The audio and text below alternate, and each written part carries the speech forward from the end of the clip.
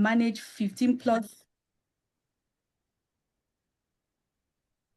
He has developed and managed 15 plus software solutions, trained 3,000 plus students, mentored 400 plus professionals. He continues to mentor emerging tech talents across Africa through the VA community, a fast-growing ecosystem of aspiring cybersecurity and AI professionals. So, Mr. Victor Akiwade, our lead mentor, please, can you come on board to give your opening remark before I continue with the reading of our guest, the reading of the profiles of our guest speaker? Thank you. All right. Good day, everyone. Please confirm you all can hear me. Can you guys hear me? Yes. I can hear you clearly. Okay, so I want to be sure that I'm not breaking, and that everything is clear. All right. Thank you so much, Francisca, for that. Yeah, I'm here to just give you our opening remarks.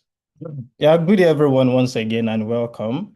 You know that we have people connected, or should I say, people joining from different part of the world.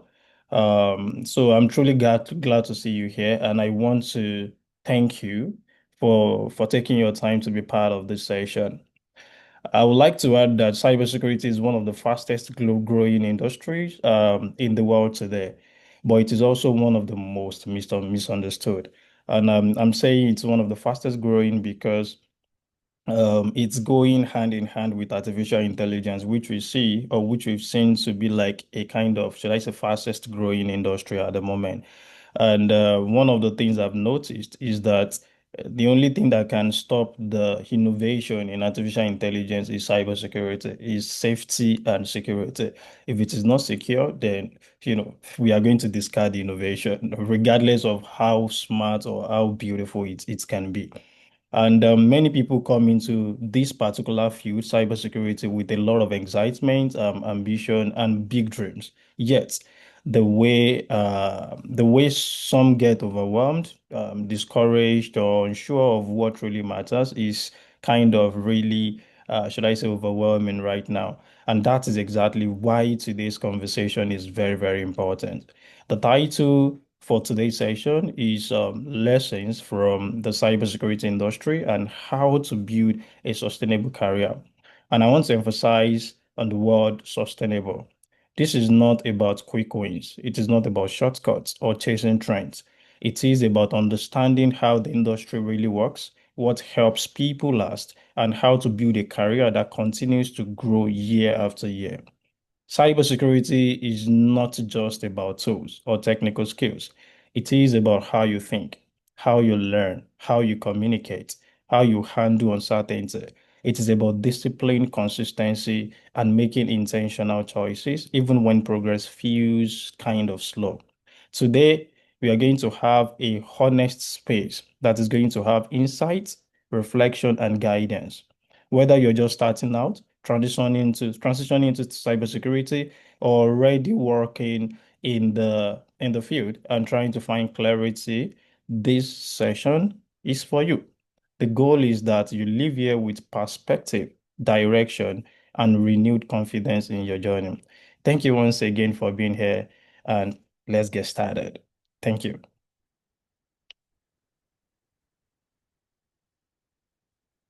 Thank you so much, Mr. Victor, for that opening remark. So I'll proceed now to read the profile of our guest speaker, our amazing guest speaker.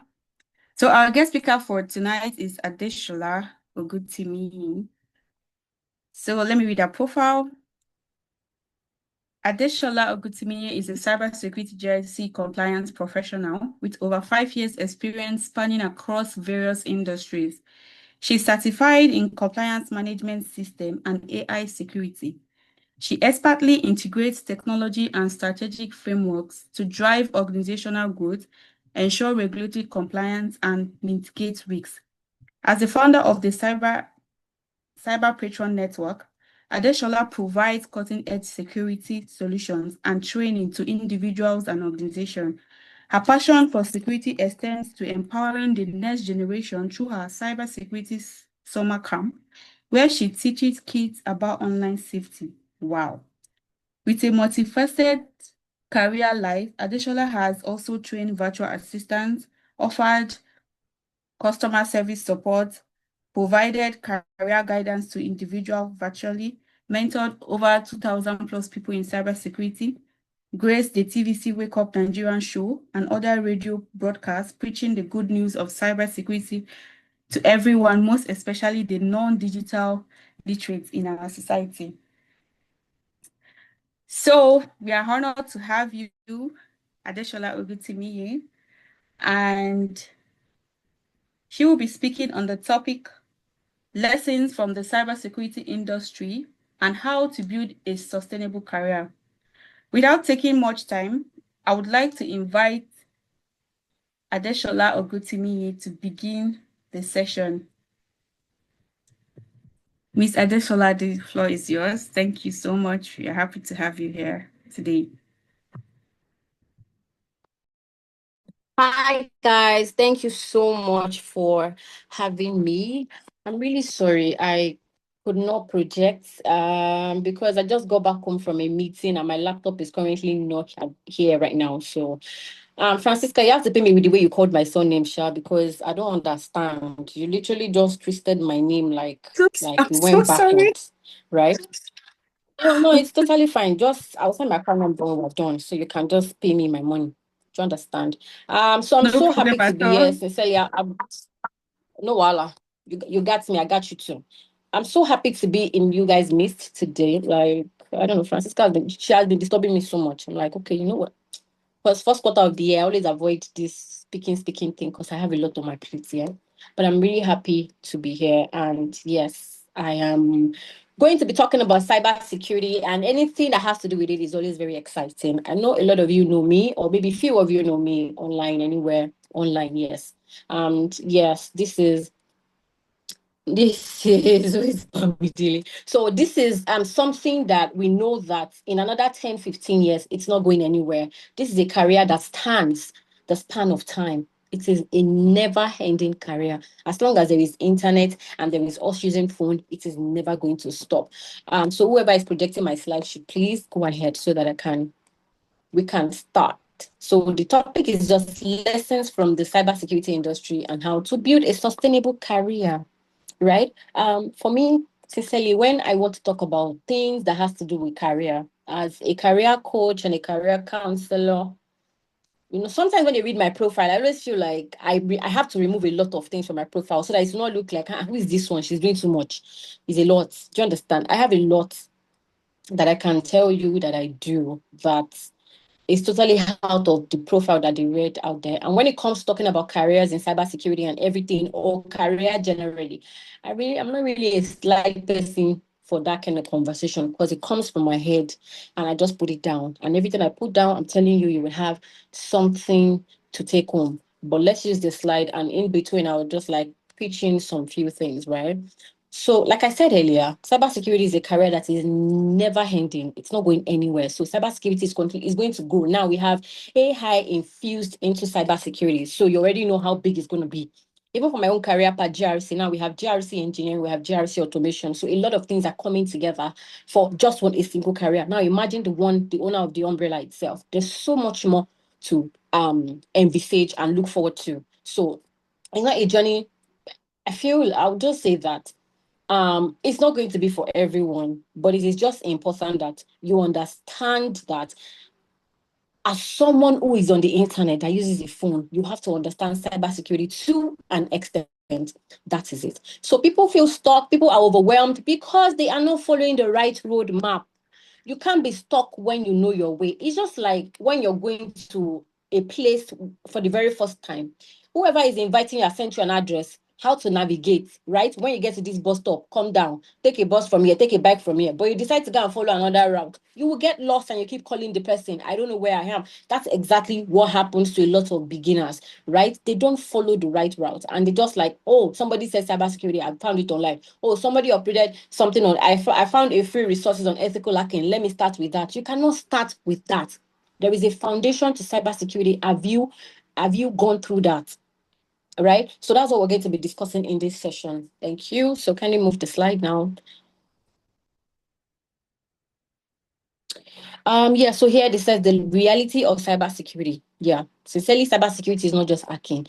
I remember the very first time I was thinking of making a career switch. Yeah, for people who know my story here, you know, I always talk about myself from a point where I want people to get motivated that no matter where you start from, you can always be successful, right?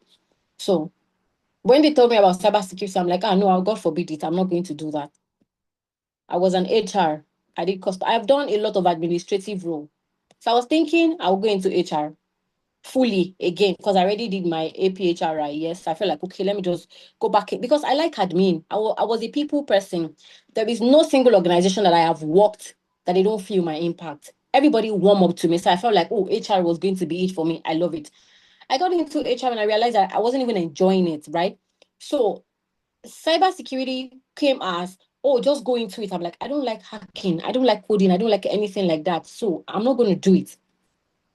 Someone just said, do a research on it, see if you will like it. And because of the fact that I had a banking experience, it shaped how I braced up for cybersecurity along the line. It really shaped it for me, right? So cybersecurity is not just about hacking and hacking because not be all of us go hack at the end of the day. Who you want hack safe?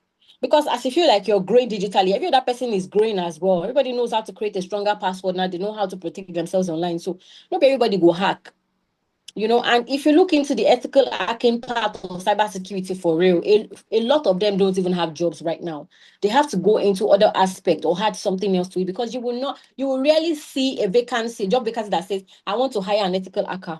It's very scarce, right? So that's it. It's not just about hacking. And then, so here now, when it comes to working under pressure, I'm the kind of person that doesn't like working under pressure. I know what I'm supposed to do. I know how to carry it out. But the moment you start, but in cybersecurity, there's a lot of pressure that comes with it because sometimes you're in a career path where you cannot function alone. You have to talk to other people. You have to partner with other people, speak to them, put things together, document what is going on, and then put everything together. So you have to understand working under pressure is one thing. You can't relent. You can't be monitoring security alert and you're sleeping on duty. What if anything goes wrong at that point in time? Yeah. So that's it. And it's a continuous learning process. We have to keep learning. Right now, I can't even say I'm done. I have to keep researching. I have to keep learning new trends. So I can be stay in trend. And yes, it is intersect with business, people, and risk. Your business risk, your individual person, your businesses, because a lot of us just think about, oh, I want to start a business without me tell you, oh, if you invest your money here, you will see so amount by the end of the year. At the end of the day, have you thought about the risk? What kind of risk comes with it? High risk, low risk, medium risk. Have you thought about that before you start putting your money into that kind of business? So that's what cybersecurity is. And what makes career feel early? I'll tell you that when you are not building the right foundation for yourself, you will get tired, you will get overwhelmed. There'll be bottlenecks on so many things. There'll be so many bottlenecks. It's going to weigh you down. You get tired. I know I mentored someone. I know I've shared this story before, like so many times. I mentored someone in cybersecurity for a while, for like 6 months, believing that this person is doing very well. The 6th month, the first day of the 6th month, this guy sent me a message that I'm going into data analysis. This is someone that I've spent so much resources and everything on, right? It is not for everybody.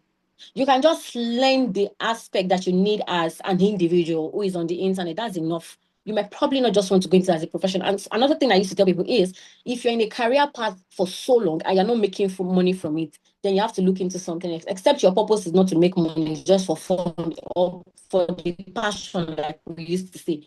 Me, I don't do things alone for passion, for the passion of it alone. I do it to make money. If money is not coming, you will see me become an HR by next year, or I've changed into something else. So that is how I view my career. My career has to be something that I'm very excited about, And when you compare your progress with other people, like, oh, this person has gotten certified in cybersecurity certificate already, and I'm still here, I'm still reading. Guess what? For me personally, from my own testimony, I'm telling you, for the very first job I got, I didn't even write the CC, right? I didn't write the ISC 260 because I felt like, it wasn't relevant, right? It was just there. Like, I do interviews for people, I do recruitment, and I've never seen anybody really ask about it. Like, what I look at, what graffiti does it hold? What does it bring to me? You know? So for me personally, this is me. Now, I'm not saying don't write it. Please go ahead and write it. I didn't write it. Even Security Plus, I didn't write it. Guess what? I got a job. Right? So that's it. If you keep comparing yourself to me now, oh, Adesola said she did it without getting a job, you might probably not be as lucky as I am. Our grace is different. We carry different grace. So please, if you can do that, you can go ahead and write it. But I'm just letting you know that you don't have to compare your journey to another person. Some of us are connected. Some of us have people somewhere that we can just call on the phone and say, I need something, and they will come through for us. Some people don't have that grace. Do you understand? So please learn to do the right thing. People will come on LinkedIn. I understand how LinkedIn can be very pressuring. Today you're happy to share that. Tomorrow you see somebody happy to share that, and you're just there. You're not happy to share anything. You feel very sad. At a point when I first opened my LinkedIn, I had to lock it up. I just closed it and threw it away for a long time, because why is everybody happy to share something and I'm not happy to share anything?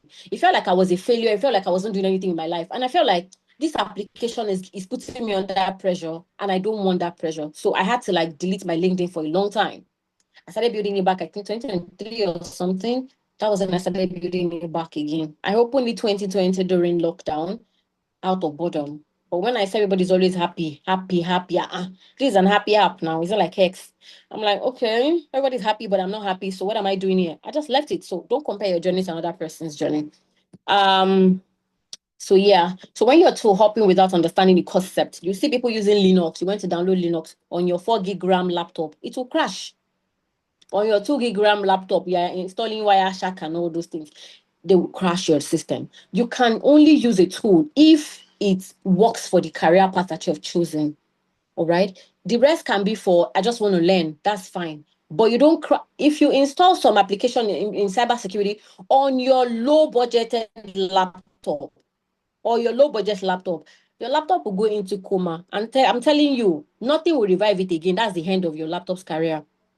Okay, it will go into coma. And you know, sometimes when people go into coma in real life, is a 50-50 chance of you surviving or dying. So that laptop may probably never come back to life again. Doctors will not be able to resuscitate it. So just know that whatever tool you're using in cybersecurity, you're picking the right one that works for you. In GRC now, for us, luckily for us, we don't use a lot of heavy tools, except for people like me who are trying to learn more about SOC, trying to learn more about pen testing and vulnerability. And that's when you can say download. Even sometimes when they say download something, I would just chicken out and just go and look at YouTube videos to watch, because I'm not going to download this thing on this system. This system I'm still managing, right? So that's it. Don't tool hop on anything because somebody said, I know how to download this, so yeah, put it on my laptop. Boom. The next day you try to turn the laptop on and it's no longer coming on. That's the end. So ignoring communication and documentation, right? Sometimes you have to document your journey, put things together, learn, what did I do today? What project did I handle today? Let me put it somewhere. Open a Google. If you have a GitHub, fine. If you don't have a GitHub, it's okay. Put it on a Google Drive. These are the projects that you've been able to do. These are things that you present during an interview, and they see you as someone who knows what they are doing, all right? Don't just keep jumping and jumping and jumping. And when you say, I've done something like this before, give me an evidence of you doing it. You don't have anything to present to me. It's totally wrong, right? So here now we're talking about the sustainable careers. What sustainable careers have in common? One thing is strong fundamentals is very, very key, right? You cannot start building a house from the roof. You have to lay a solid foundation for yourself. There are some people that wants to come to my GRC classes, and I will tell them, if you have not done the foundation of cybersecurity, there is no way you're coming into my class. Because I can't be talking about phishing and then you're asking me, please, ma, what is phishing? I can't do that with you. You didn't pay for cybersecurity foundational class, so why am I going to be doing that? I won't put you in this class, even if you're paying for it. I'm sorry, you can't join my class.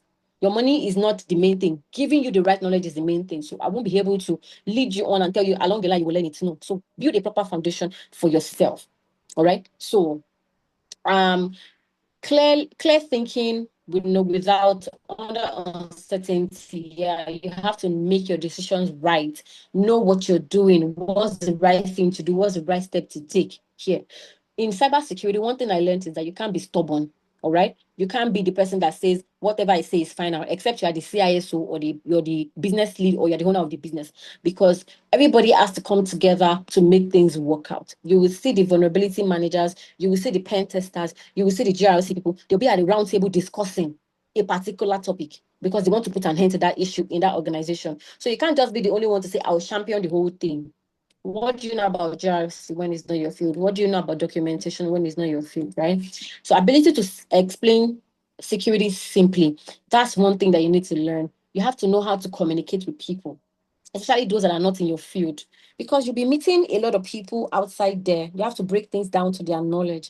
You will talk to stakeholders, you will talk to even executive members. Not all executive members of your organizations are cybersecurity people, or they are tech savvy like that. So some of them will be asking you, what do you mean by phishing? What do you mean by ransomware? You don't want to put them in a phase where they are totally confused when you're done, right? You have to learn to explain terms to them. Sometimes you have to explain things by sharing probably someone's past experience or create a fictional scenario towards things, yeah? And then you have to have a long-term mindset of learning, long-term learning is very key. You don't do cybersecurity for 1 year, 3 years and say that's the end. By the time you wake up from your own personal coma, you will see that a lot of things has happened. The world is evolving. A lot of things are going on, right? So understanding the career path is, we have 1, which is the technical part. Then we have the 2, which is the analytical and operational path. We have the 3, which is the governance and business aligned path. And then we have the hybrid careers. Now, we understand that these 4 stages now are very, very key. You personally know what stage you are in every phase. By the time you're done and you feel like, yes, I'm job ready, nobody will tell you. Your mind will tell you, oh, you're job ready. I know a lot of people that will come and tell me, oh, I've done cybersecurity for 3 months. I want to get internship. I'll be like, you're not even ready. As you are, you're not ready for internship, because they're supposed to they groom you. So what are you rushing for? Take your time. When you know that a phase has come, even you would embrace the phase like, yes, I am solidly ready for this phase. When you're lying to yourself, we all know when we're lying to ourselves, right? That's the same thing as your career in cybersecurity. You cannot say you're ready. And I send your CV to someone and then they tell you to come and interview you. They're asking you questions and then you're acting like this one is beyond me. It means you're not job ready. So when you're job ready, you always know. Understand the path and the phases that you are in your career. It will help you. It will shape you all, sincerely. So please, next slide. Okay, so skills that matter more than tools. To me, we have the soft skills and we have the technical skills. We will never underestimate the technicals and the skills. They're always very, very important. That's one thing that I would not forget. Because there was a time I was recruiting for a company and I reached out to someone. Okay, so people applied for the job and I was part of the panelists and I was supposed to interview them. So we had, different people would apply. Some people, you already sieve them out because their CV doesn't match standards or they don't have the necessary requirement. That's fine. Then we boiled down to about 3 people. There was a particular guy amongst them. His knowledge on that thing was about 65%. And there was someone else who had about 95%, very good, very intelligent. He knows what he's doing. But guess what? He lacked in his communication skills. Maybe I should call it abrasiveness or something. It wasn't just it. I didn't know I wasn't the only one that noticed it. The other panelists noticed it as well. And the MD just said, you know what? We're going with the guy with the 65% knowledge. Why? Because it was more down to earth. Those are the kind of people we want in organizations where you're able to communicate. This other person, if you ever push your idea to them, they will water it down like, no, I don't want your idea. I think I know what I'm supposed to do. Yeah. We went with the person that has 65%. Guess what? The company was even ready to train him and put him under proper training to get up to the standard where they want it. People were ready to invest into him. Like, this guy is a level-headed person. That is how it is. Communication skills is very important. Your soft skills are very important. So thinking in terms of risk and impact, yes, no matter what you're getting into, you have to understand the risk associated to it. For me, when I teach people risk in GRC, I always tell them about it. Like, when you want to cross the road, why do you think you're looking left and right before crossing the road? You could have just crossed, because you know that by not looking left and right and understanding a car is coming at full speed, a car is like, driving slow, you can still manage to cross successfully. Those are risks that you found out there, right? Why are you looking left and right when you want to cross? Make car no jam you. Now the impact is that car hitting you. What will be the repercussion on the impact? Maybe you broke your leg, or your leg gets broken, or something happened, or you lose your teeth, and everything else. That's another impact. So think of risk as that kind of thing. You can never eliminate risk from any business or anything that you do. They are very, very key things. Learn to ask the right questions. Like I said, sincerely for me, I don't like over sabi people. When you act like you know too much, and it comes to when we're supposed to handle a project, and then you go missing, or you just suddenly lack communication skills, or you can't understand what you're supposed to do, I have a problem with it.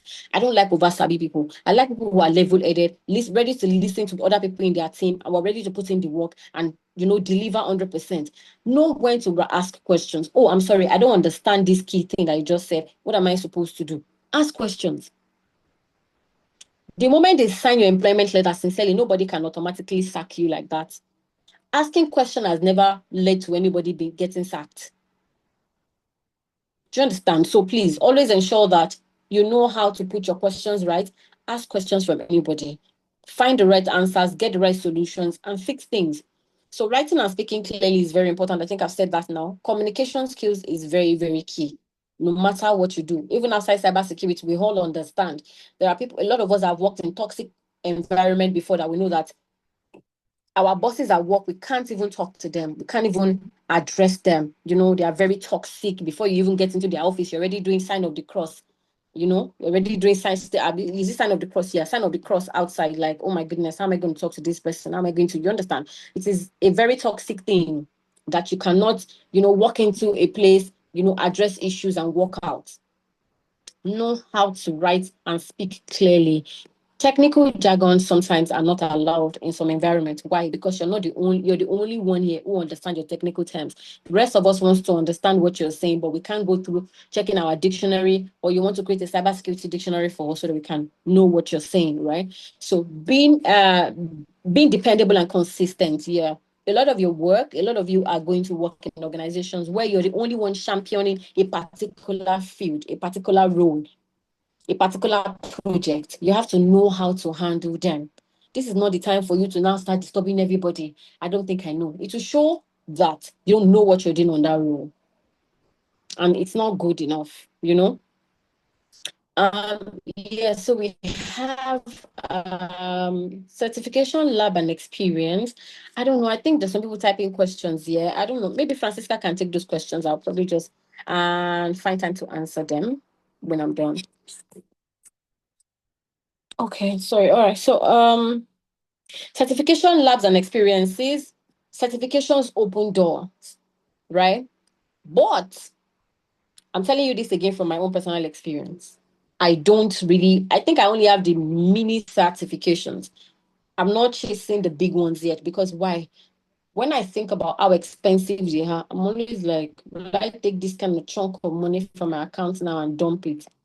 I already have a job, right? But now I'm working towards writing them. If you cannot afford it sincerely, just build your skills. But always remember that certifications open the door. It is very important, but not 100% important. So if you feel like, oh, I just saw a job that I feel like I can fit into 80%, but because they wrote CISSP, CISM, PMP there, I can apply, then that's very wrong, right? Go ahead and apply regardless. So labs building, building your skills, like that lab now, and do projects yourself. It helps you build your confidence. When you feel like, oh, I've done this and I'm not getting it, approach someone who understands it. They will be able to put you through how to correctly put this thing together. All right. Experiences build judgments. If you don't know something, if somebody else is doing the same thing, making the mistake, you will not be able to tell the person, oh, what you're doing is right, because you yourself, you don't know, right? And find a balance between everything that you do. Know your right from your wrong, so that tomorrow when we come back to ask you the same question, you will not just say, oh my goodness, I never said that. Oh no, there's a change. No. Know your truth, stick with it. Be very sure you know what you know, especially in a field like this, that you can't make mistakes. You can't make mistakes in cybersecurity. You can't say a false positive alert is a false negative. Yeah, false negative alert. You can't compare those two things and say, oh, it was my mistake. No, because that little mistake you made will cause your organization a lot of harm. Please, next slide.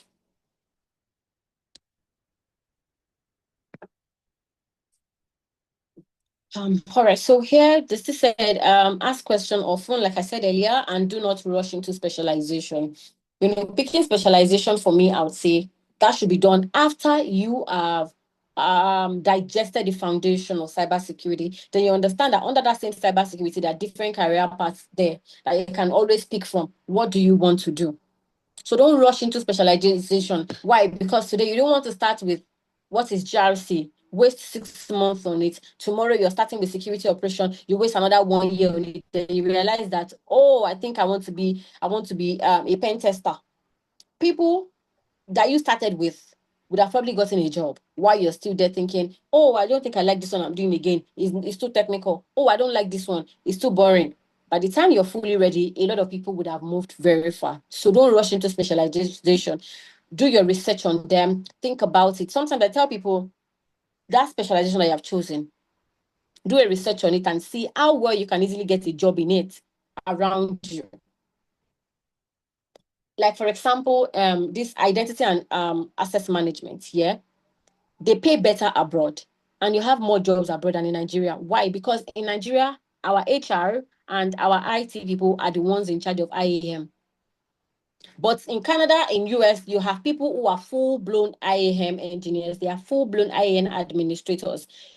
I'm not saying we don't have them in Nigeria. They are very few. So when you're telling me, when people come to me for mentorship and they say, oh, I want to go for IAM, I will tell them, you better pick something else if you're looking for a job. If not, it's going to take you a long time to find any identity and access management role out there, except you have found an organization where that role is opened and they said, send me your CV. That's the only thing. It's a very scarce role. So you always know, do your research on job availability, because you can't spend 2 years, learning in and out. And then when you're ready for a job, the jobs are scarce. It will be very, very, I don't know, it will be very, very depressing for you as an individual. It looks like you've wasted 2 years of your life doing something and there is no reward for that thing. Getting a job, earning money is the feel-good moment of everything, every hard work that we have put into what we have done. Thank you. So next, please. Okay, so the role of mentorship and community, yeah. All right. So here they said learning alone is slow. For me, I started my cybersecurity journey all by myself. I had no mentor, I had no community. I think I was the one that started a community as at 2022, right? Because I had to start a community as at 2022 because I was looking for people. But yeah, I did it all by myself, from building my skill till now. I did everything by myself. I don't have a mentor. So that's it. But what works for me may probably not work for you. Sometimes when we learn in group, it helps us. It helps you, give you the vibe and the ginger, like, okay, you know what, today we're meeting by 10 p.m. We're studying this, we're studying that. Yeah. If you're that kind of person, and there are other people that just like to, let me move alone. You understand? For me, I like to move alone sometimes. It pushes me. Another time when I have to do it with people, I want to make sure that there's somebody calling me on the phone to say, we're meeting by 8 p.m. today, log into Zoom, let's study this. That's another thing. So you have to understand the kind of person that you are, know what works for you, because sometimes you may feel like people want to be in a group and they will just keep drawing you back. Do you understand? Let's say, for example, you have 40 people in a group, you're supposed to be studying together. By the time you start a meeting, you're having just 2-3 people in the group, in the meeting, and then you're like, what's going on? You begin to lose interest personally. You begin to lose personal interest in the things that you're supposed to do. That's how it is. So sometimes you're a loner. You move alone and you achieve a lot. Some people would say they want to move in group, they want to, yeah. So it's two ways. So whatever works for you sincerely is the best thing. Having a community to help you share resources. Some people would even post job vacancies for you. Some of them even do interview preparations. They want you to talk and they will guide you on what to do. Okay. So that's another thing.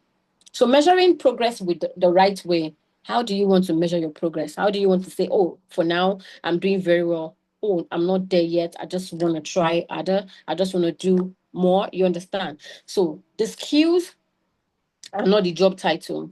Like I used to say for myself, I think I use myself a lot as an example because I have created an orientation for myself that, I've created an orientation for myself that success has to be achieved by me, right?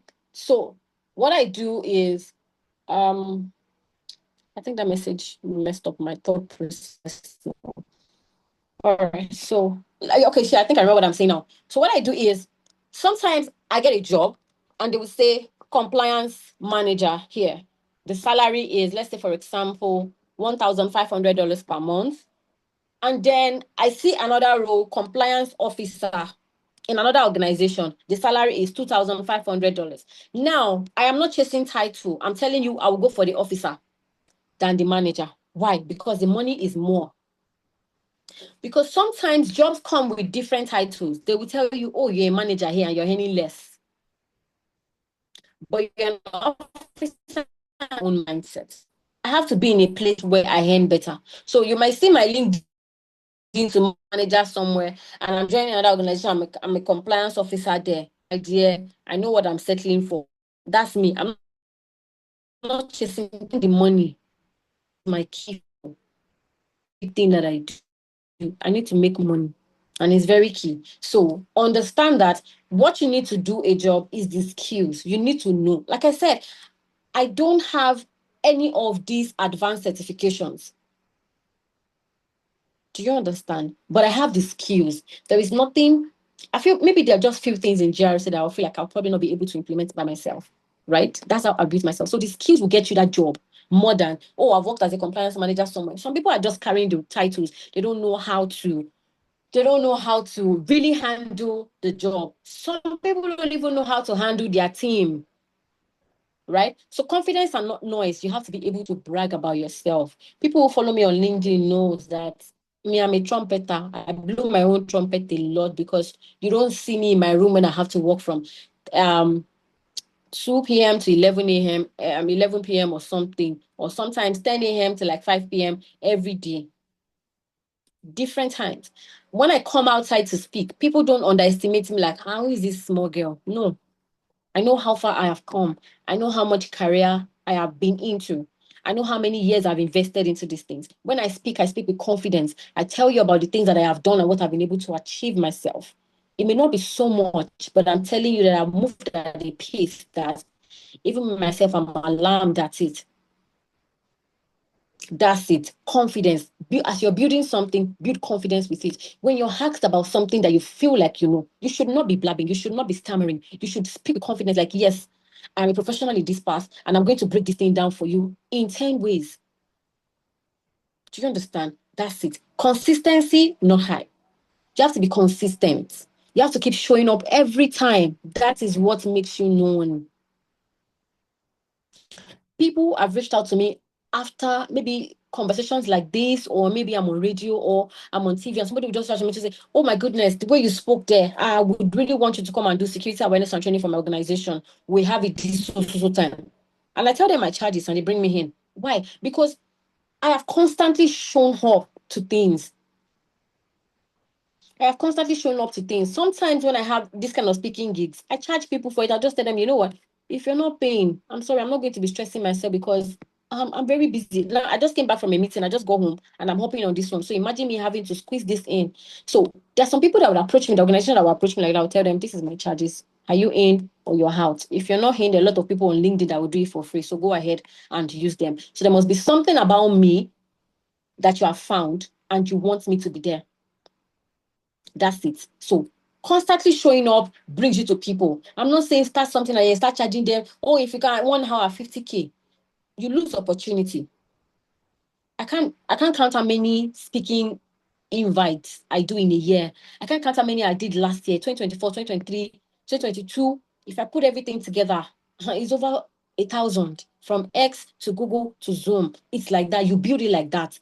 You don't start, people don't just start something and start charging you for it. Sometimes you even want to start by, to sing in the church first and see how my voice sounds before you say you want to go and do project film and embarrass everybody online. Or your family members will not start running away, you know? So that's how you build things. Consistently, constantly showing up, you know, hyping yourself. Don't just go online. You see, again, it boils down to LinkedIn. You see LinkedIn, you see people, a lot of people, always happy to share, but they are very empty in their head. Always happy to upload one certification that they finished, but at the end of the day, give me a summary of what you have done. Will you be able to work on this project? They will not be able to that. It is not always about the happy to share. It is about what you have in here. Will you be able to handle a project similar to this happy to share thing certification that you have just uploaded? It is not the hype. People will come there, they will hype you up. Congratulations, congratulations. You know, you're excited about the congratulations. Now you're faced with a real deal, real world. You can't do anything. What happens? A lot of us know ourselves inward that we don't amount to that particular thing. Okay, we don't amount to that particular thing. So we need to calm down with the hype and put in more work. So building a career that lasts now starts with be intentional with your learning, right? Like I said, consistency, show up, intentional. I know that if I'm starting this career, by the end of the year, by December, I want to get my first job in cybersecurity. Guess what? You will do that. You will do it. You're very intentional about what you want to do. By the end of the year, I want to get a job, a remote role in the UK. I have to know how to chase it. Create a roadmap for yourself. Start chasing that. Choose patience over pressure. Like I said, don't let LinkedIn pressurize you. If LinkedIn is a pressure to you, log out. Face your life. Come back there later. Or show up once in a while. Don't let anybody put you under pressure off. You're not doing anything with your life. They don't know what you're battling. Okay? Build depth before speed. Know what you know.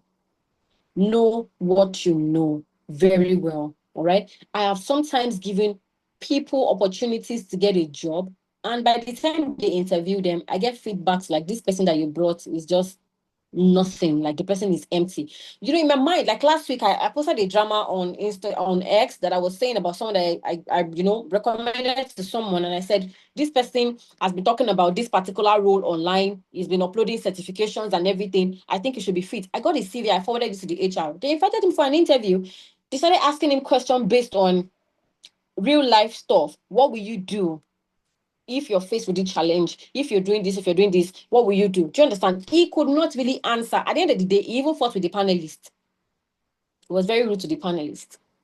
So it is better to build depth before speed. Don't rush things because everybody is doing it. You want to quickly do it. No. Now you're happy to share. You're faced with panelists. You cannot even answer questions. When the HR sent me a mail this Monday morning, I was so embarrassed, right? I was so embarrassed. Like, I trusted you so much based on everything you're putting out there.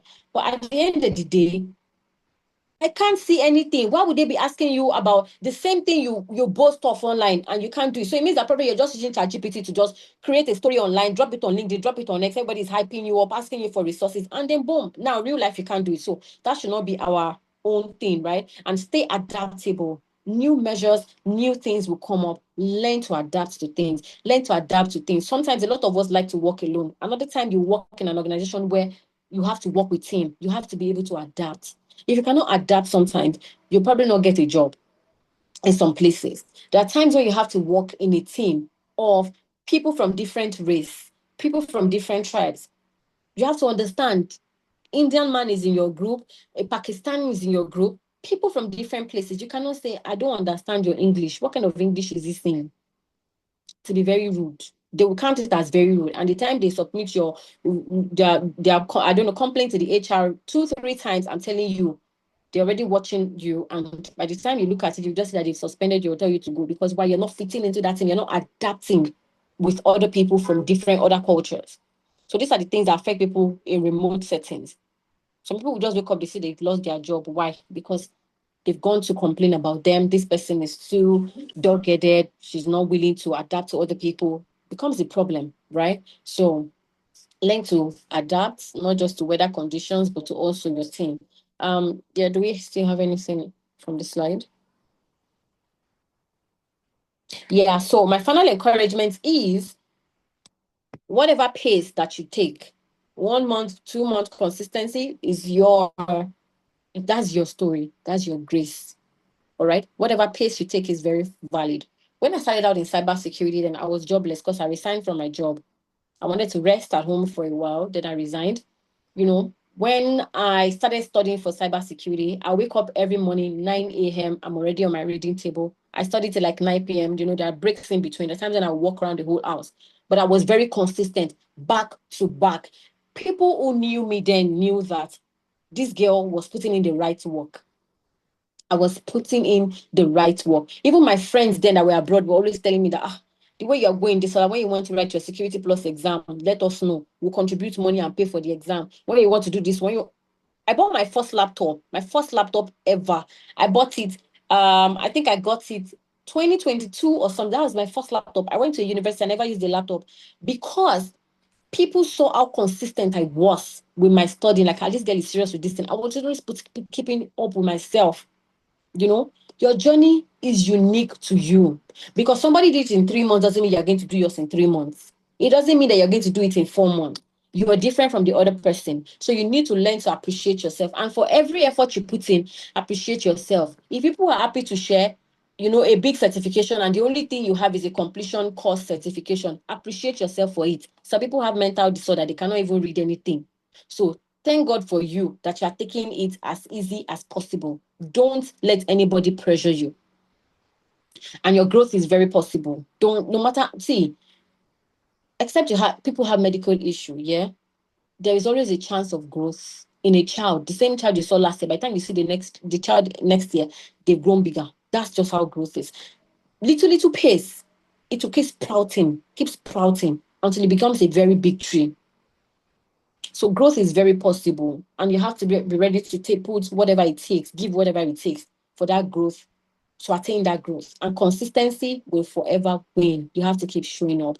If I don't show up, I'm telling you, Francisca will probably not send me on LinkedIn to say, oh, come and speak on our clinical, because I'm nowhere to be found. I'm under the radar. That's it. So when you keep showing up, people see you, they appreciate you, they invite you to come and do things with them. That is how life is. You can't be in this kind of field. If you want to be out there, you can't be the person that would say, oh my goodness, I'm very shy. Oh my goodness, I don't know how to talk to people. You have to learn. Start taking chances of speaking on X, holding spaces, holding meetings. Speak, learn to face people. In my life, I thought I was never going to have the opportunity to ever talk in front of or speak in front of people. I'm not the kind of person that will go to church and I'll say, I want to carry a microphone. I want to thank God for what he has done for me. I'm always very shy. I don't like when people look at me. So that's why I've never shared testimony in church. Even now, till now, I've not had the courage to face people in churches, but I've spoken in front of 1,000, 2,000 people, more than that. But in church, I just feel like, oh no, I beg, is another level here, right? That's it. So if I don't continue to build myself like that, I'm telling you, I'll probably be under the radar somewhere. They'll just know this person's always talking about cybersecurity, but she's not out there. So we have to learn to put ourselves out there, and consistency would always put you out there as well. Thank you very much. I think we're done with the slide here. Thank you. Thank you for having me. Wow, this is amazing. Thank you so much, Ms. Adesola. This is, oh my God, I just feel like, oh, you shouldn't just stop. You should just keep talking. Yeah. You really did justice to it. Like, from what you said, one thing that stood out for me is there are a few things, like cybersecurity is not just hacking, honestly. Whenever people hear, sometimes when I tell people I am a cybersecurity professional, they'll be like, okay, please, can you come and help me do this? So no, that's not my field. Exactly. So it's really amazing. Also the part where you spoke about skills, like it cannot be overemphasized. Like certifications are just okay to say yes, I have this, but skills is what will actually make you stay in the job, right? It's not you not come every day and be showing the organization, see, I have certificate. You have to get to work. You have to get your hands dirty, right? Yeah. So it's just like the GRC engineering part where you talk about like when I started learning GRC last month, that's where I know that okay, there's deeper level into these things. Like it's not just about you writing this thing down now. You have to get your hands dirty. You have to automate things on Linux and the rest. So it's that part is really important. And yeah, the part of building depth before speed, like especially from this beginning part, just learn, get the skills. If you don't have to post every day on LinkedIn, please don't post. Use those period to learn something. You can do once a week, you can do twice. For me, I have a lot to learn. I have a lot of labs to do. I just post like twice a week or sometimes once a week. Let me be building my foundations very, very well and strong. So, and yeah, cybersecurity, when Miss Adesola was speaking, oh my God, I can tell from her voice that, oh my God, this woman have lots of money. And I say to myself, cybersecurity will change my life. For real. So, guys, It's real. Yeah, so guys, I hope you put into practice everything you've heard. Thank you so much once again, Miss Adesola. And now we have the Q&A section. So there are a couple of questions I see on the chat. I think I will just ask, and yeah, guys, please, before the Q&A, please, you should follow Miss Adesola. Please follow her on LinkedIn. See, Miss Adesola posts all the time. I see her. There's no day I open LinkedIn, I don't see her. There's always something she would post. There's always something she would post. If they ask me who are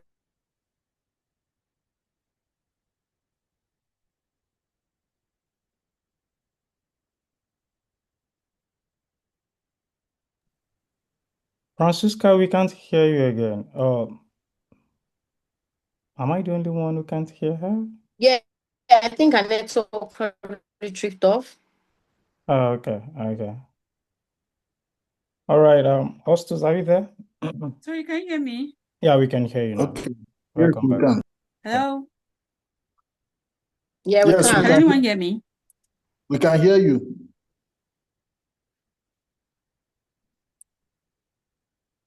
Francisca, are you there? Yeah, I'm here. Can you hear me? We can hear you. We can hear you. Go ahead, please. Okay. My network tripped. I don't know why. Sorry about that. So guys, please follow her. Osus, I think you dropped the link on the chat now, right? The link is on the chat already. Okay.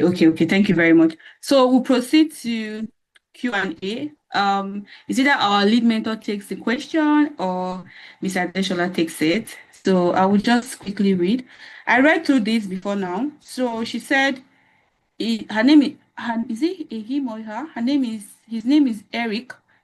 He said that he has a background. He has his Bachelor of Law, and then he has gone for some legal internships. And can he transition straight from legal career to GRC? And currently, he's taking a Cisco Junior Cybersecurity Analyst career path. And is asking if he's on the right path. And he's also working on portfolio projects to show that he can do the job. So, would you highly recommend the job simulation on Forage? Apart from that, apart from the academy, is there any other job simulation project you would recommend?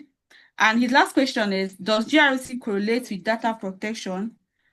And is data protection considered to be part of the cybersecurity industry?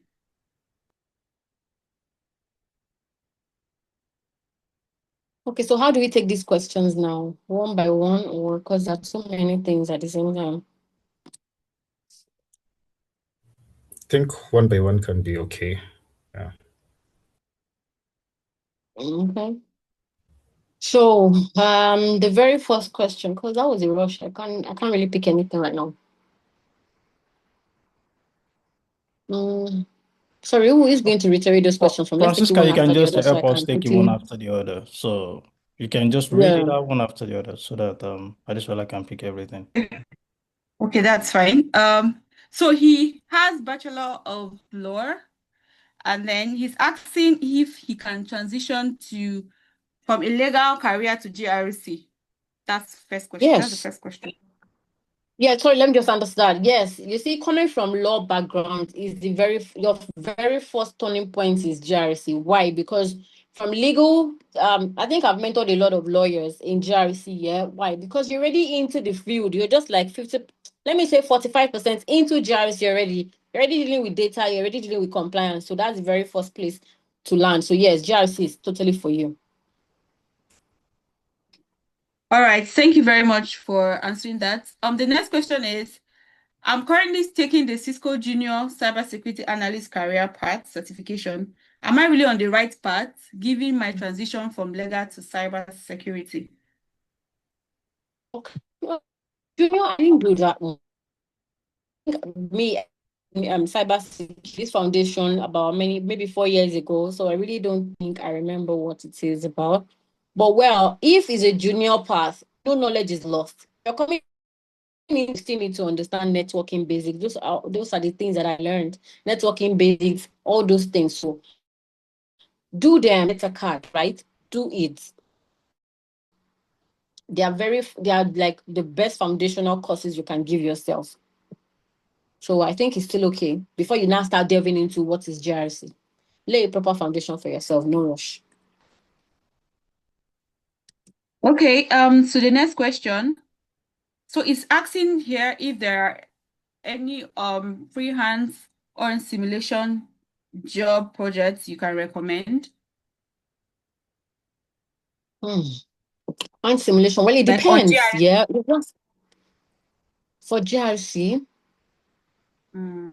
Well, if it's for GRC, I think there are different things that you can do in GRC that that can build your hands-on experience, which is maybe policy development and writing. One, you have to also try your public speaking skills for security awareness and training, because you have to talk to other people. For that, you have to learn how to categorize organizational assets and everything else, so you can determine which is critical, which is less critical, and all those things, and they know how to understand risk from that point as well. So I think those are just things that you can easily put your hands on. Travis is not so much like that. Okay, thank you so much. Now, the last question from his end. Does GRC correlate with data protection, and is data protection considered to be part of the cybersecurity industry? Yeah, data protection, anything data related is also an integral part of GRC itself, right? GRC, governance, risk, and compliance. There is aspect of data privacy. There are some people that are totally into data. Anything that has to do with data, they are handling all those things. So yes, it's still part of GRC. For people who are even going into data, I always tell them to at least ensure that they have understood the foundation of GRC before going into data, as well as those going into IT auditing and all those things. I always tell them to build a proper foundation in GRC. So yes, data is still a very good thing, especially if you're in the UK. We do very well with data over there than here, because here we don't have, people don't obey data rules like that. Yeah, I hope that answers the question. Yeah. So we have an emerging field called AI governance. Is this something that a lot of GRC professionals are curious about? And is this something that an aspiring GRC professional should be familiar with? Yes, please. AI is in every field inside, not just GRC only. So you need to understand how you can bring in AI into GRC tools with AI now. A lot of organizations are hiring people to build their own tools. They're not willing to pay that $20,000 that they are paying for Vanta or Drata or those GRC tools. They're looking for people who will develop their own tool. And aside that, there is an aspect that is called AI governance, yeah, because you want to understand AI ethics. What are the rules and regulations? What are people doing with AI? You see a lot of things go on online now that they do with this AI thing. Create a total image of people, remove clothes from people's body, because why? So all those things are the things that people who are going into AI governance would learn. How do you restrict the use of AI? What are the laws binding the usage and everything else? So AI governance is something that you need to learn with your GRC. Okay, Thank you. Francisca, can you hear me? Can you hear me? Yes, I hear you. Yes, good thing. We have our lead mentor. He's an AI engineer. I think he still have something to say. So, Mr. Victor, we want to hear from you as well. Oh, I think Adesola has answered it. But to add to that, I would say AI governance is something that that is becoming extremely popular right now. In fact, it is one of the most, or should I say, one of the highest paid Yes. roles right now in the Yes. world, considering the fact that I am in Canada, and where I work in an AI institute, and we are more focused on right now is AI safety. And when we're talking about AI safety, we're talking about how to make some of these AI technologies safe for people to use. Not even security right now, like to just make it safe. We've seen cases whereby, parents are suing ChatGPT, because maybe their child read something from ChatGPT and that led to suicide and all of that. So how can we make some of these AI tools, these AI products safe for people who are using it. So, and all of those things are still under AI governance. So it's something that is really, really so much in demand right now. But I would say maybe this is in demand in developed countries, not in developing countries. Or I don't want to say underdeveloped countries, not in developing countries. I think that was it last week or last 2 weeks. Yeah.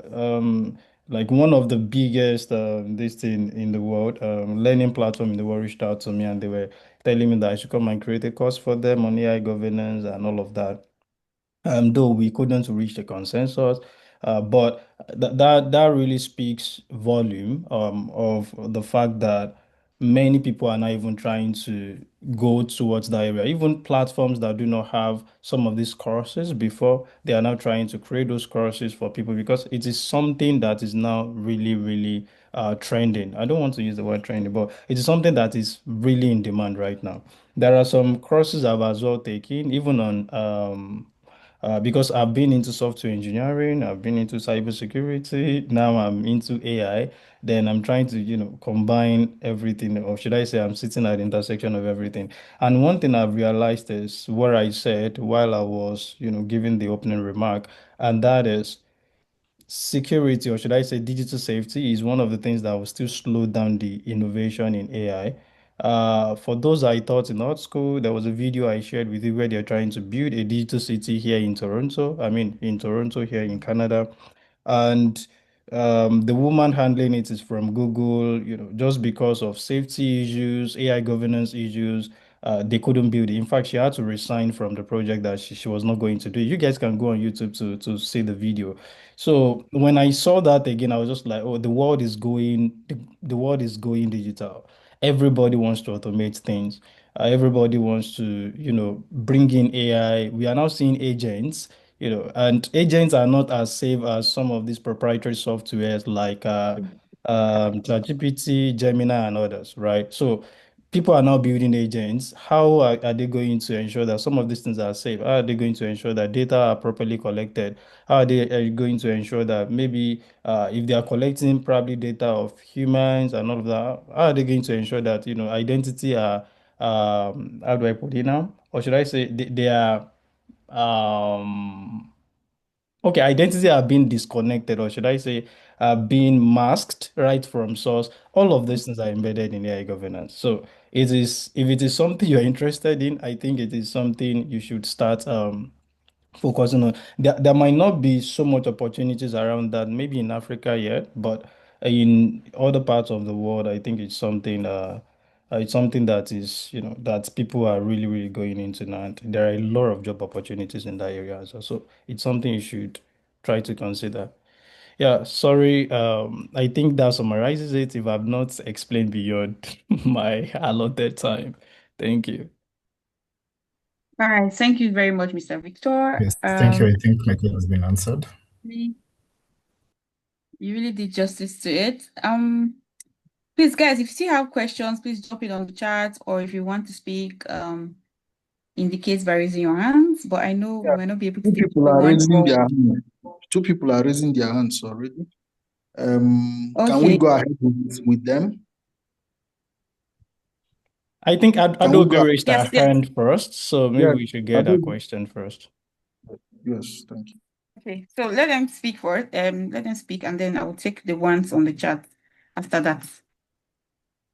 Okay, I've seen Adobe's hands up Adobe, you since, can so I unmute don't yourself know. and talk. Hi, good evening, everybody. Thank you for a Hi, wonderful Adobe. talk. It has been great. Mr. Adesola, I have two questions for you. One is like casual. I just want to know, are you already integrating AI in your field currently? Like, is it fully integrated or is it still being integrated? So that one is my casual question. Should I wait for you to answer that before I go to the next one? Okay, so integrating AI in my field. Well, where I currently work, so I think some aspect of my work will just be reviewing AI Okay. to find anything. Okay. Okay. So other parts as well. Okay. Sorry, can you guys hear me? Yes, I can. So there are some other parts as well that you just have to collaborate with, maybe the software developers and everything. They're the ones using AI to develop maybe an application for you. You want to make sure that whatever they're doing, you have done that before they even start building, so they understand the do's and the don'ts. So yes, AI is already into it already, but not like 100%. Because there's some people who are 100% into this AI thing. A lot of us, few of us are just doing the compliance check to be sure everything is okay. So yes, I can say that it's already in few of my daily activities, not so much like that.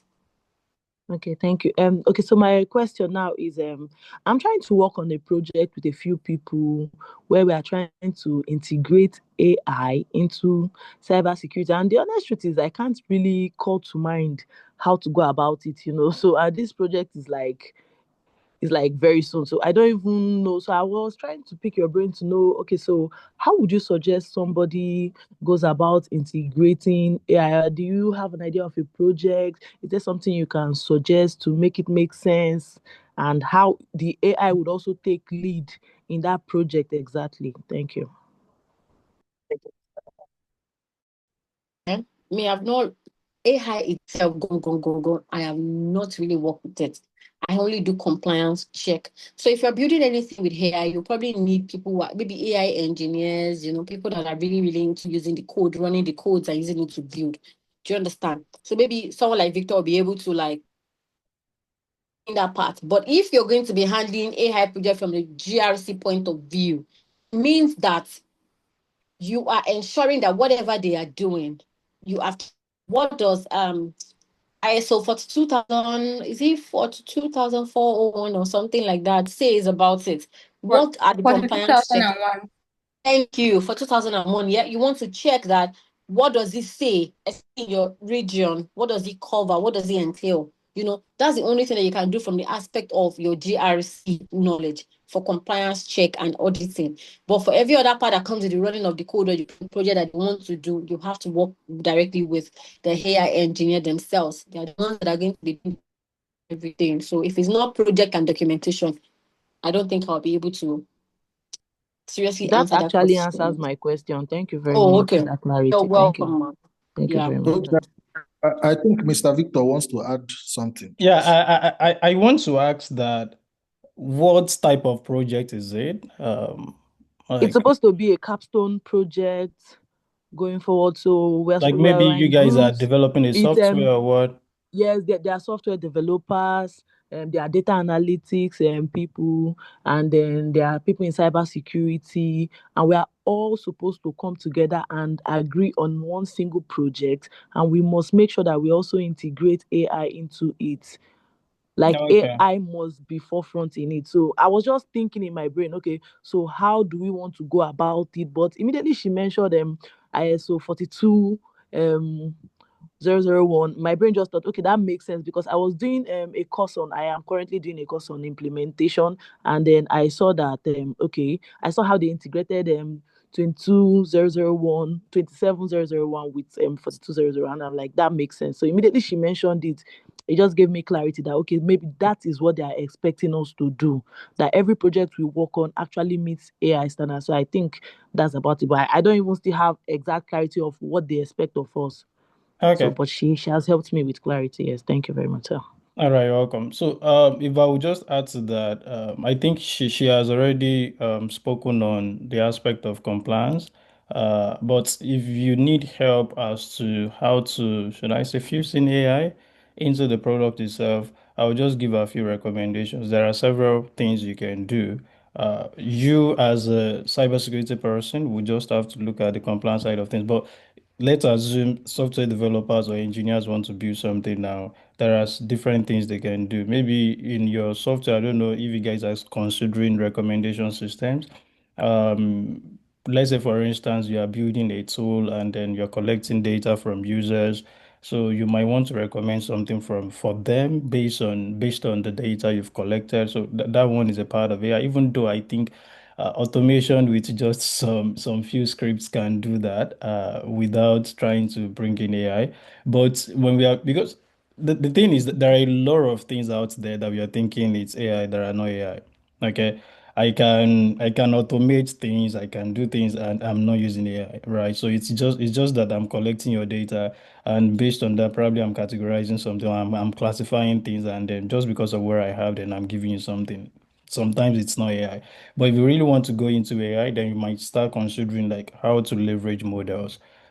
Maybe if I'm talking to your software engineers, probably they will understand better. So there are several models you can use, even models that are free. You don't have to use ChatGPT, or you don't have to use GPT. ChatGPT is built on GPT, or Gemini and others that are sort of proprietary. And then, should I say, you have to pay for them. There are several models. You can go on Hugging Face, Hugging, then FACE. You're going to see several models there. The issue is just that you might have to, have a lot of compute to run them. I mean, when I'm talking about computer, I'm talking about GPUs and CPUs to be able to even run some of those things. So if it is something you're interested in the future, or probably you have a team that is interested in that, so these are some of the things that you guys might want to consider. But you can always bring in automation without saying you are doing AI. So I think I need to clarify that. So there are things you can Thank you, still do VA. that will look We like. must include AI, though. We must. So I would still come back to you for further clarification once our team is set and good to go. Oh, okay, makes sense then. Thank you, Makes sense. VA. Thank you very Makes sense. much. Yes, thank you. All right, next Okay. question. Yeah, Abayomi, can you go next? Please try to be brief so that others can also ask their questions. Yeah, good evening, everyone. Thank you, the VA Initiative, for this webinar. Thank you, Mr. Victor, and thank you, Ms. Adesola, for honoring the invitation or for being here. So my question is very simple and short. You made mention of something about period, like the amount of time that you've spent learning cybersecurity, and when you think you are ready to actually propose for internships. That okay, you can't learn cybersecurity for 4 months and start asking for internship or try to log in for internship. But in some other cases, I've actually heard people say you can't know where you're, like, you can't wait till you're ready because you can never be ready. Like when you think or when you feel okay, probably even if it is 5 months, 4 months, that you feel okay, let me put in, because the pace at which we learn are all different. What some people might learn for 4 months, some people might actually cover it in 3 months, like with rigorous study, and they feel like, okay, I think this is the time that I want to know better or know more by going for internships. Do you think it will be mundane for them to actually want to go for internship or for seeking internship at that period? Or when do you think is actually right for someone to say, okay, I want to propose for internship, or I want to look out for internships? Thank you.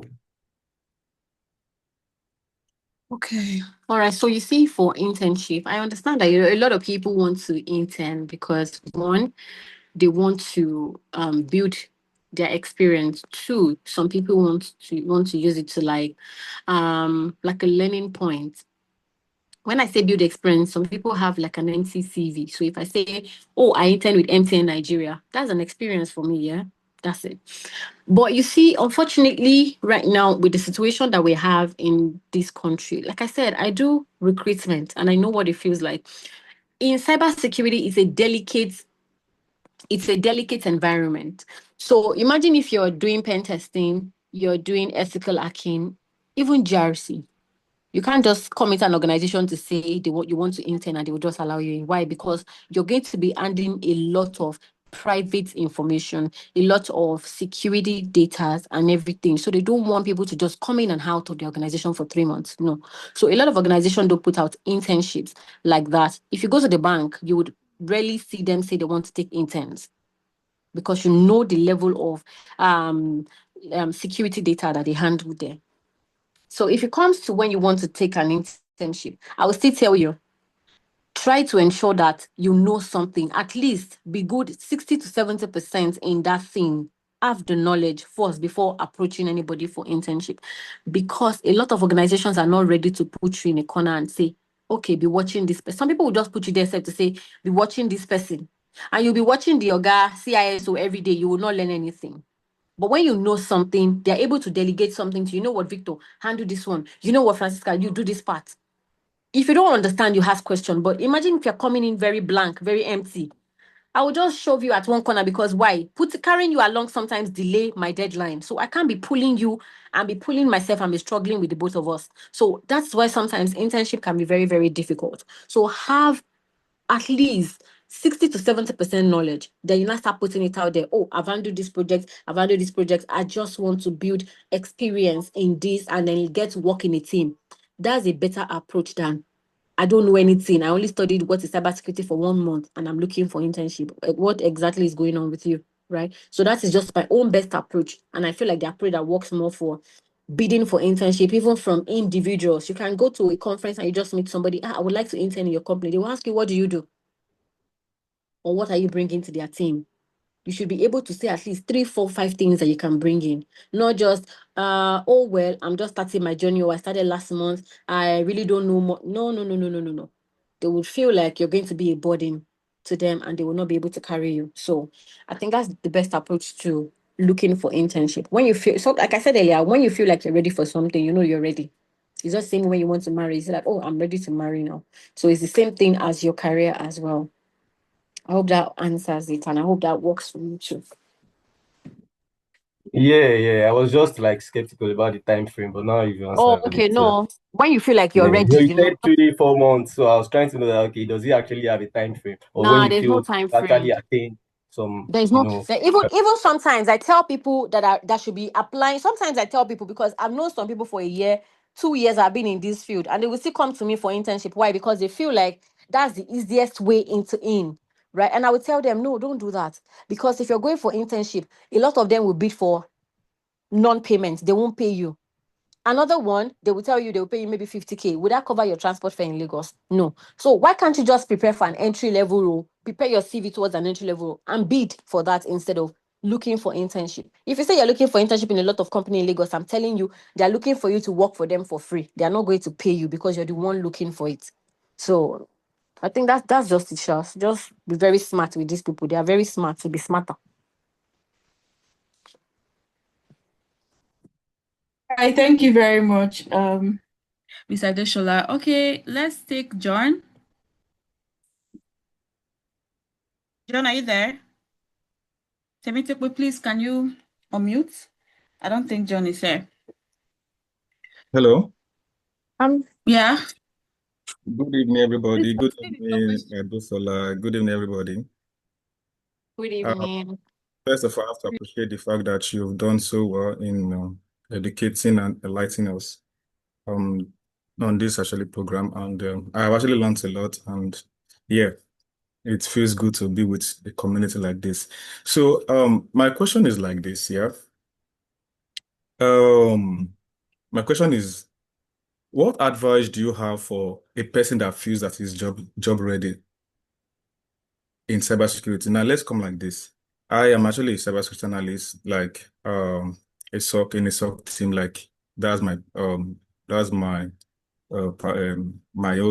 aspect of discipline, being a defensive side of cybersecurity. So I've literally been studying cybersecurity for a while now, since like let's say 2024 towards December thereabout. So my whole of 2025 was dedicated to full-time structured learning, and I've actually learned so much that I've done quite a number of projects, both cloud and on-prem projects, ranging from building a cybersecurity lab, comprehensive malware analysis, investigating brute force attack, building a SOC home lab, malware analysis, doing email headers, and in fact, working with Coalix vulnerability, doing honeypots, Nexus, even a lot of projects I've worked on, right? So I've actually dedicated my time into this course, and yeah, I know that I feel like I can be useful in an in an organization. So my question is, how do I pivot into getting my first job? Because it's actually not been easy, because sometimes the energy to do these things is just there, and some other time it goes away because the motivation sometimes is not actually there because you've put your all in this particular field, right? So I actually just concluded the Black internship, and actually, I would say that I was also actually one of the most lead team in my group and contributing, and and we actually did well. So in all of this, I've tried applying for some few roles, entry level, but the rejection sometimes is crazy. And most times when you're applying for even international roles, they be specific about locations. You must be a US citizen, you must be a UK citizen, and so now we're targeting Nigeria companies, and I don't even know which companies or sometimes banks. I mean, I applied for one bank. I think I remember before I applied to one bank, and I have not heard from them. But if a colleague of mine that applied, she actually got a rejection, but it's like I went into team air because there was no response on my own part, and it feels somehow. Although I have my journey documented on both LinkedIn and I use Google Drive. I'm not fan of GitHub, whatever. I use Google Drive and have my extensive project on my Google Drive. So I don't know what should be the barrier that is holding me, or what should I do differently to land my first role. I feel like I'm job ready. I'm not even joking. So I hope you understand my question, please. If there's actually a Yeah, I question. do. I do. Oh, Okay. thank you. Well, I'm going to say, sorry for the stress, but this is Nigeria. See, sometimes the moment you step out of this country, you realize that a lot of opportunities are opened to you, right? But the fact that you're still here is a thing and is another thing. One, you can start by checking your own CV. Does my CV carry the kind of information that is needed for this job? One, that's one thing. Then two, you feel like you're job ready. Well, two, I think you shouldn't, I don't know. You see, when it comes to applying for job and bidding to people, I think I'll say, so for me, yeah, or maybe I'll tell you what I've done for my mentees. I sometimes tell them to approach people, right? It's not the old LinkedIn thing. It's the people that you can actually talk to, that sees your worth, the conferences that you went to. Like today night, like I said, I just got in before I joined this meeting. I went for a founders conference. And when I went there, everybody was talking about AI, blah, blah, blah. And the guy sitting next to me asked me, oh, you've not been talking. What are you into? And boom, I just told him, oh, I'm into cybersecurity. I do SOC 2 auditing. I do ISO audit. I do this, I do that. I was like, oh, wow, take my card. You're going to audit my company. Boom, that's how I got a gig, just like that. Nobody say I don't get work, but it's just like that. Sometimes meeting people, going to meetings like that can help you meet people. You bid. Can I see your CV? You have your CV somewhere where they can easily just open and then view what's inside it. That's one thing. When you shoot your shot at companies, especially the ones that are not even looking to hire people, it may be very difficult because a lot of them, you see, job roles in Nigeria is just somehow, sincerely, it can be very draining. It's for people who have the mind. When people tell me they apply to 100 jobs in a day, I'm sorry, I can't do it. I'll probably just go back to teaching or learn something new. Do you understand? I'll just probably go back into that. Do you understand? So that's me. That's my personal life. I can't do anything that is going to be very stressful for me at all. So if you feel like you're very job ready, right? If you feel like you're very job ready, I think check your CV first. Talk to people, let people know what you can do. When you see vacancies, check your CV with that vacancy. See the things that you have to tweak and put in your resume as well. Connect with people who can help you. People who you feel like, yes, they have something going on. They can, put one or two things together for you on your behalf. That can still work. Don't feel like somebody already got a job and you have not gotten. Our timings are very different. You people can apply to the same thing. You finish from Cyber. Can I tell people, when you finish from Cyber doesn't mean that you're going to get a job. A lot of people out there did the same thing and they are still like stranded. Do you understand? So it's not a guarantee for, oh, I'm already here. No recruiter would ask you, did you do Cyber internship or something? Nobody would ask you that. They just want to see capacity. What skills do you have? Right? But now getting into that part is the crazy thing. So don't feel like you're doing too much and not getting anything in return. And another thing that I used to tell people is while you're applying, maybe if you have another skill that you feel, if money is the key, pivot into something else while you're still doing that. Then along the line, something can come in. So maybe if you follow me on LinkedIn, I can check your CV for you and I can review it for you. And maybe if I see anything from any of my job groups, I'll probably just send it to you as well. So anything just to help, Sean. All right, thank you very much. Thank you very much. I already followed you on LinkedIn actually. Okay. Just send me your CV. Okay, I'll All do right. that. Thank you. We have I think about 2 questions on the chat, so I'll just take it quickly. Does a compliance person work on a Please, real please. job? Does a compliance person works on a real job in teams like SOC people? Sorry, what did that question say now? Does a compliance person works on a real job in teams like SOC people? Yes, of course. You will collaborate with almost all the teams. There's no specific thing for you to say, oh no, we work with even outside cybersecurity, we work with software developers, application security people, because why? They are coming into your organization to do something, to build something. So you have to check compliance. So yes, we do all that and many more. Okay, please, how long did it take you while you were learning? I'm And still how learning. long should Okay. The second question, how long should or will it take before one can start making money, regardless of the field one chooses in cybersecurity? It may take you 3 months. It may just take you 2 years. It may take you 3 more, So I think different things, sure. But yeah, I don't know. I can't put a timing to it. Like, look at someone here that just said it feels like he's job ready and has not been able to get anything.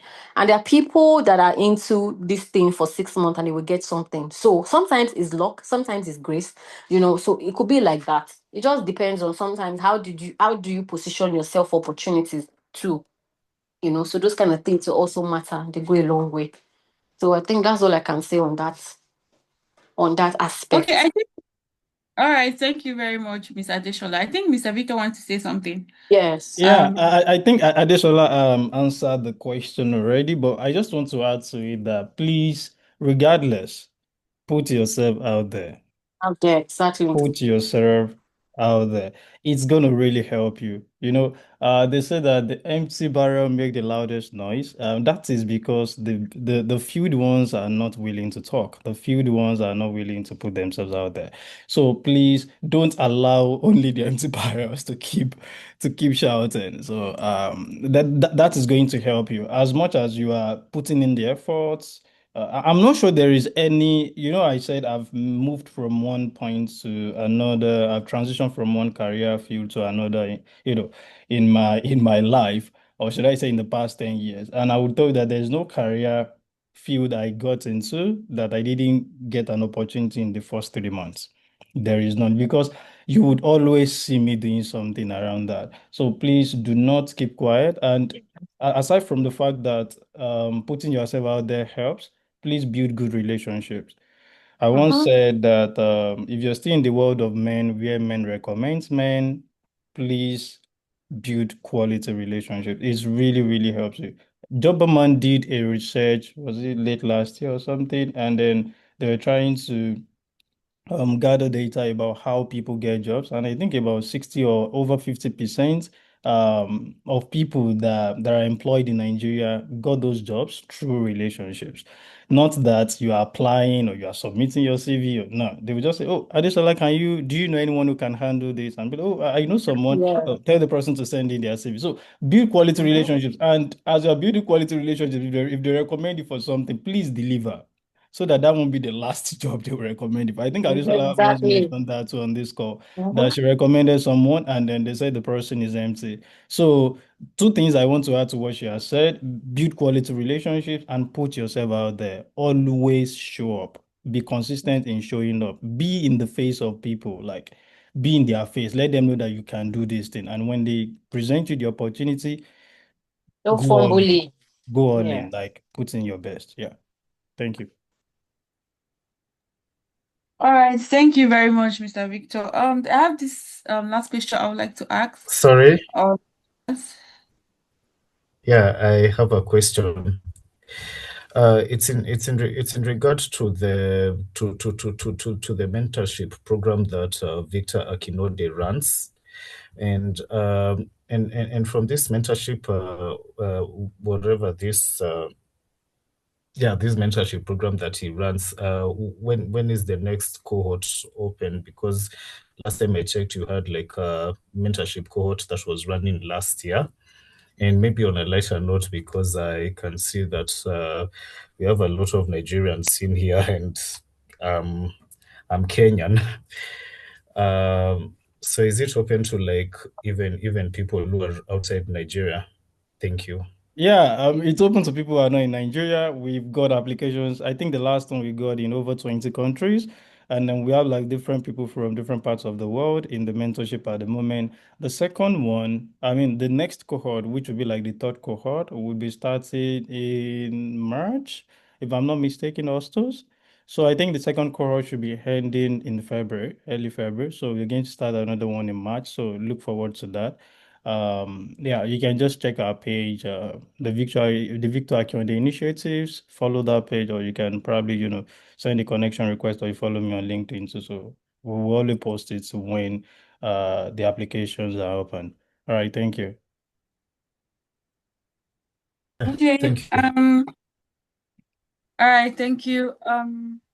So before we proceed with other questions, please follow us on all our social media handles.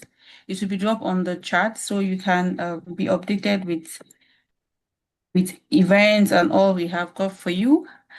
Also, I'll be calling on Mr. Chinedu Osus, the community manager of VA Mentorship Cohort 2. He has few announcements to give. So when he's done, we'll just take few questions and then this closing remark by our lead mentor. And then we call it a day or a night. Thank you. All right, thank you very much. I have picked a lot, I've learned a lot. I think the most important thing is to network. My name is Justus Chinedu, Community Manager, VA Cybersecurity Mentorship Cohort 2. To further answer your question, the gentleman that asked about the mentorship, let me add my voice to my leader's voice. Our cohort, the second one, will be rounding up 7th of March. So stay tuned. And one thing we're about to do is that we are working hard to look at the people who are engaging in the community, people who are very active in the community. And just like we are doing currently, we are dropping the links because there are certain things you need to understand. Cybersecurity is not just, there are a lot of things you need to learn, but it's not just by sitting down to read and read and read. There are a lot of things you need to learn based on user awareness, and we are big on that. If you take a look at our YouTube videos, take a look at our Instagram, TikTok, there are a lot of things you are going to learn. And to, add to it, we are doing a 100-day cybersecurity challenge. Today marked our 2 weeks in it. And I know you will love to look at it. If you're a beginner, I will tell you, if you follow all the videos we have dropped, I bet you will be very, very active. And one thing about the VA initiative is, we are very, very, very particular about impacting the society. Let's get the world know that Africa can make possible efforts in the global sphere by being active in cybersecurity, correcting the norm. When you talk about fraud, internet fraud and all, you can talk about Africans. There are a lot going on, but then we are changing the trajectory. And I want to let you know that this is the best place. The links are dropping. I think we are still going to drop it again. If you are here already, make sure you recommend for so many other people that want to be cyber aware.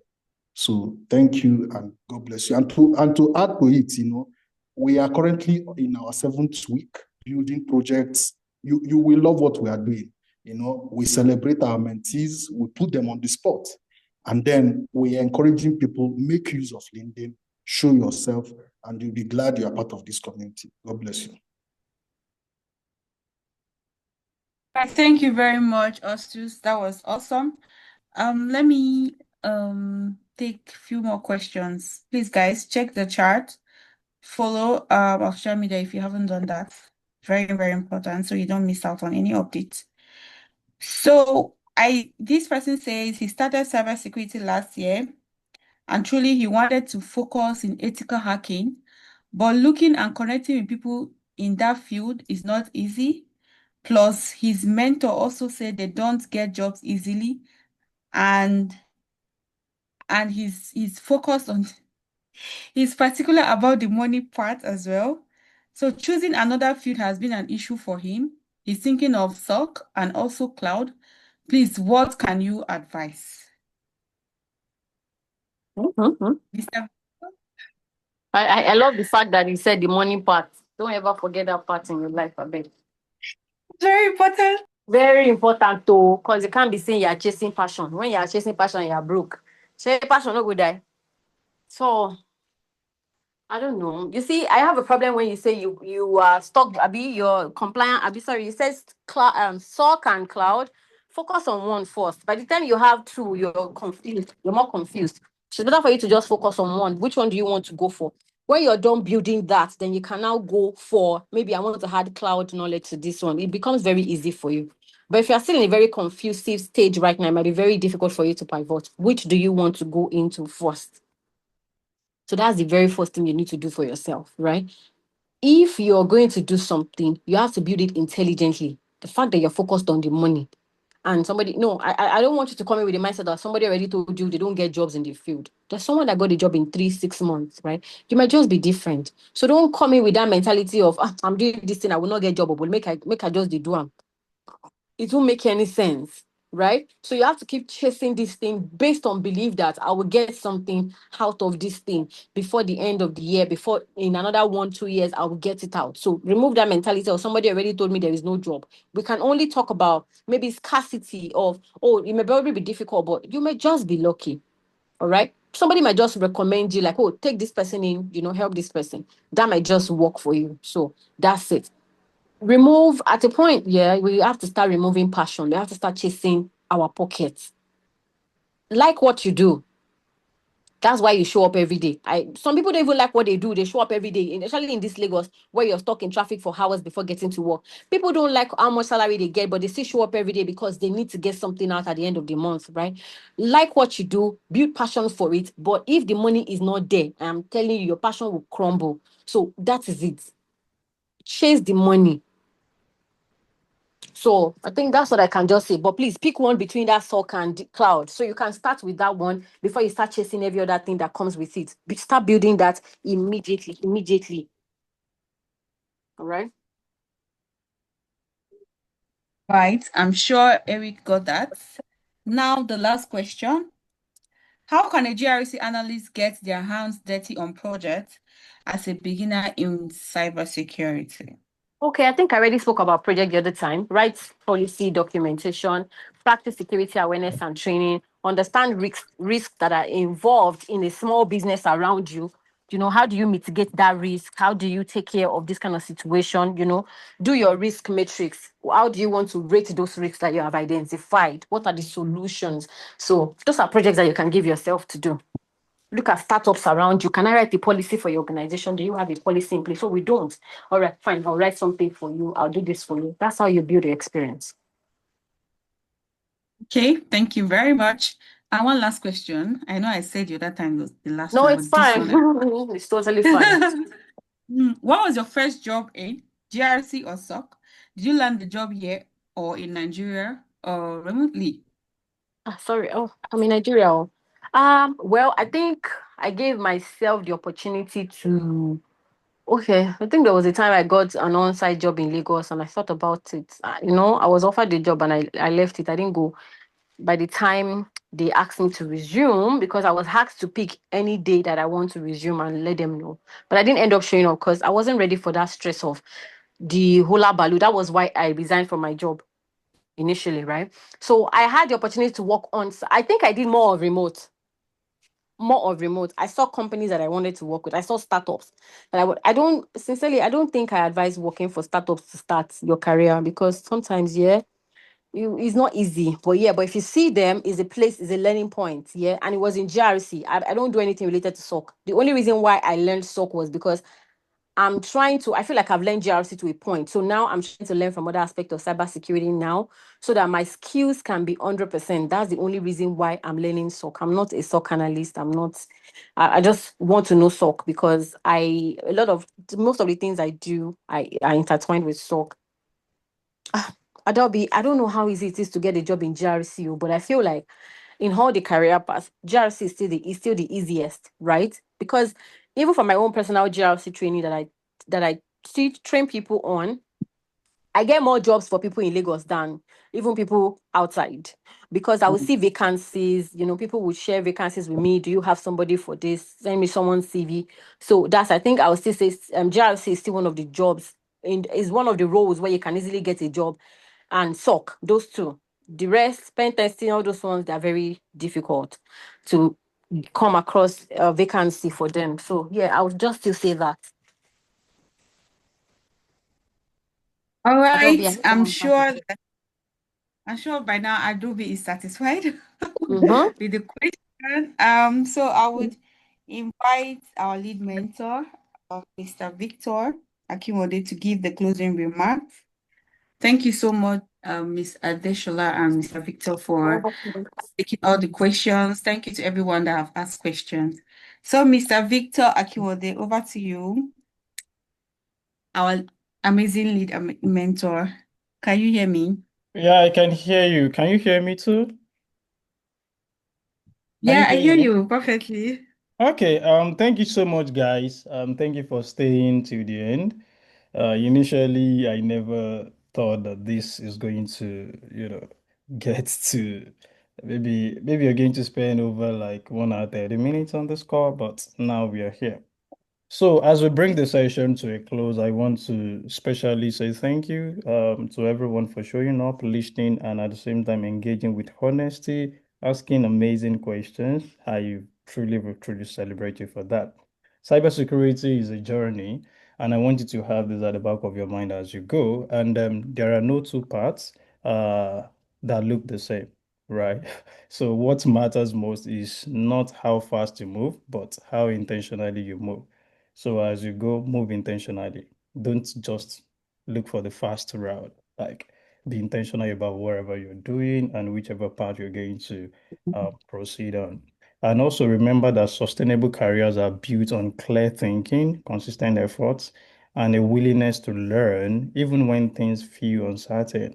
You do not need to know everything today. You just need to keep taking the deliberate steps in the right direction. And I hope you leave this session with clarity, encouragement, and renewed confidence in your journey. Stay curious, stay disciplined, and continue building in a way that allows you to grow, not just this year, but for many years to come.